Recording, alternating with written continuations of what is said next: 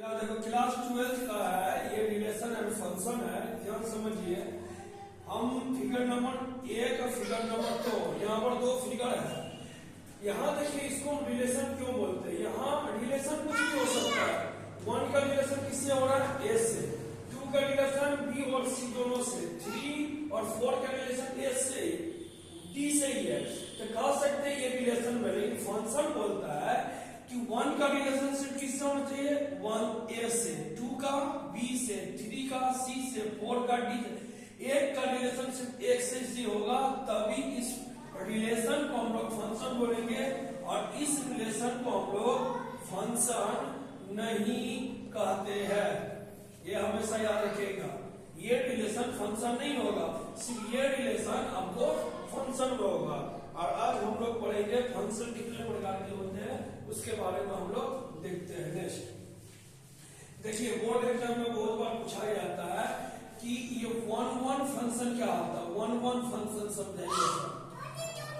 1-1 function क्या होता है? तो सबसे पहले समझिए 1-1 फंक्शन को समझिए। जैसे मान लीजिए आपके पास ए और बी, ए का अवयव दिया हुआ 1 2 3 4, इसी को हम लोग बोलते हैं डोमेन। याद रखिएगा, इसको हम लोग बोलेंगे कोडोमेन। बहुत आदमी समझ नहीं पाता कोडोमेन। और डोमेन क्या है? A B C D E. अब मान लीजिए 1 का रिलेशन किससे है? ए से।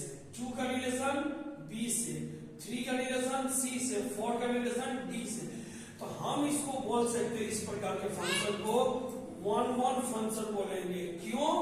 कि ए में जितने सारे अवयव है, उस सभी अवयव का बी के सभी अवयव के साथ रिलेशन, मतलब जो भी अवयव है, जैसे ए बी सी डी, उस अवयव के साथ रिलेशन है। तो इसको हम लोग बोलते हैं 1-1 फंक्शन।